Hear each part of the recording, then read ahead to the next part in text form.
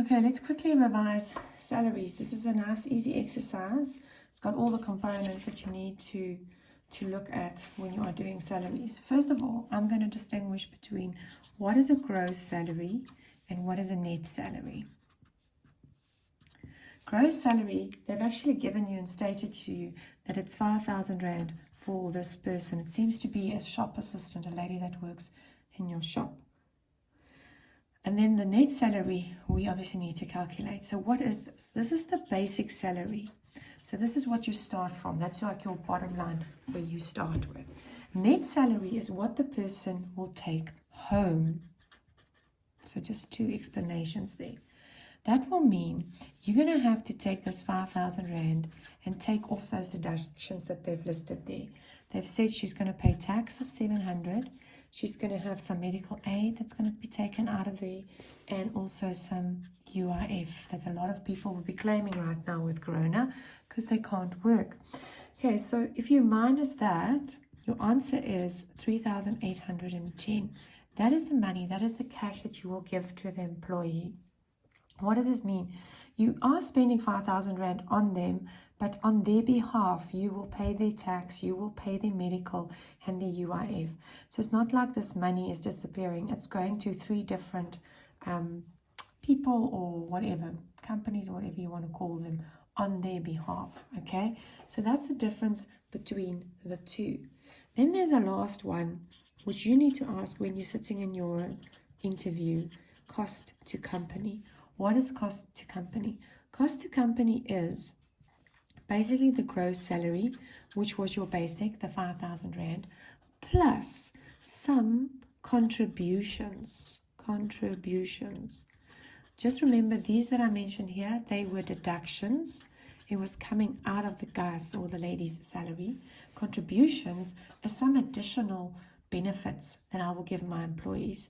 So not only are you going to pay that 440 and 50 out of your salary as an employee, but me as your employer will give an additional 440 and an additional 50 Rand for contributions on your salary. So what this would mean is, they say it's for Rand for medical aid and for UIF.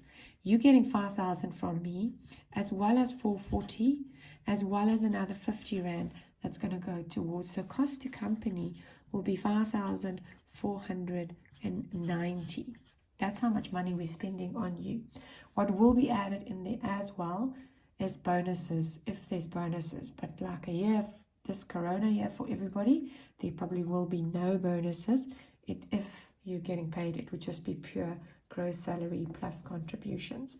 Okay, so that's the basics and the calculations of the money. Let's go to the general ledger and see how it affects. General ledger, there's two stages. The one stage is where you're looking at the SJ, and they've mentioned that the SJ has not been completed. When you are busy transferring the SJ to the general ledger, you are creating liabilities. I'm sure you can remember that. So you're just creating all these accounts, opening them up, and only once you do the CPJ, these people will be paid. And on these people, I mean SARS, the salary to the employees, the medical aid or whatever. So if you read this exercise, this part is not happening. You're just going to create the liabilities, and then you will pay them at a later stage. Or it's a person. I think it's one person if you look at the amounts. Okay, so for creating liabilities, I will start in the balance sheet section. Okay, balance sheet section, you're going to have, first of all, the account creditors for salaries. Now, I've mentioned this before. I normally studied this, but please don't try and understand it as I'm going, that this will be your net salary. So that's obviously the one that is after you've minus the deductions. So I'm going to put 3,810 in there. And if you want to understand it, you'll see soon now how I got there. My double entry will be salaries, which will be sitting in my, nominal section. So I'm just going to start nominal section on this side.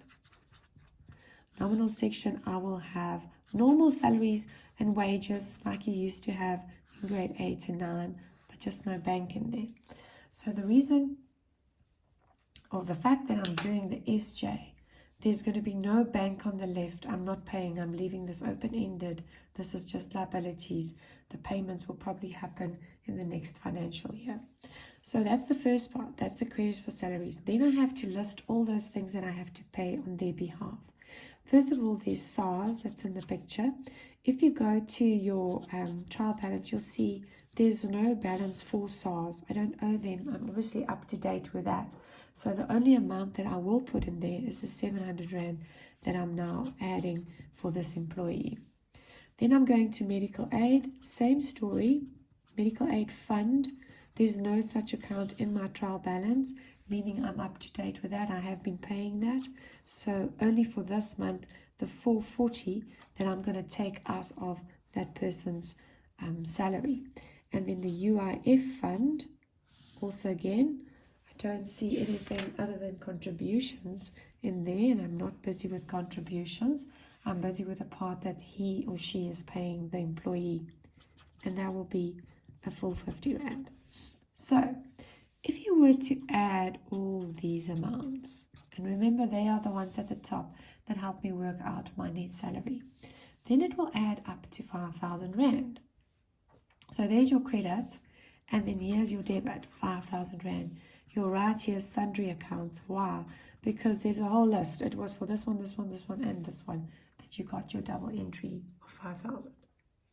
So that's why I work there with the net, and over here I work with the gross. That's the gross, that's the net, if you want to make some more notes. Okay, so now I'm jumping to the nominal section. See what's going on there. I've got 2 additional expenses that's already sitting in my trial balance, if you notice them. The first one was medical aid contributions. Remember, this is the additional expense that I make so that I can keep my employees happy and show them some appreciation. So that's a total that's sitting there already. And I've just told you, a Rand for Rand, I will add additionally to this person's medical aid. So not only will there be the 440 that comes from their salary, I will also, from my net profit, take out an expense of 440. There's my debit, there's the credit, 440. And I'll write here medical aid fund contributions, a nice long sentence that you need to squeeze in there. And finally, the UIF, same story. If you go to your trial balance, contributions, sorry, don't forget that part. It's not the fund account, it's the nominal section where I'm busy with contributions. It's already sitting with a total of 500. That's how much I have been paying during the year.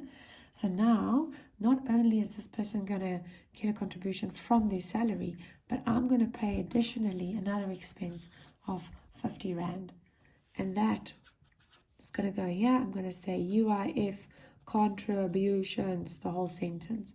So in essence, I, as the business, owe the UIF 100 Rand. I owe the medical aid people 880. But not all of that came from the person's salary. I made some additional contributions to that person's salary.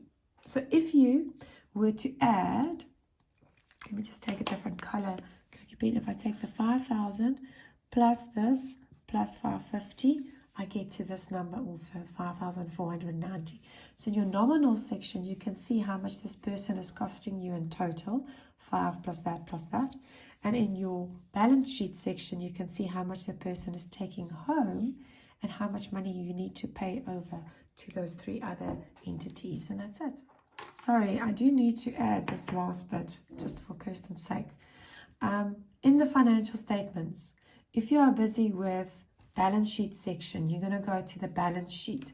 So what that means is creditors for salaries will be under trade and other payables, and so will these 3. Make sure that whatever amount you see there will be under trade and other payables. When you look at nominal section, you will take these amounts to your income statement, and they will sit under your income statement as expenses. That's it.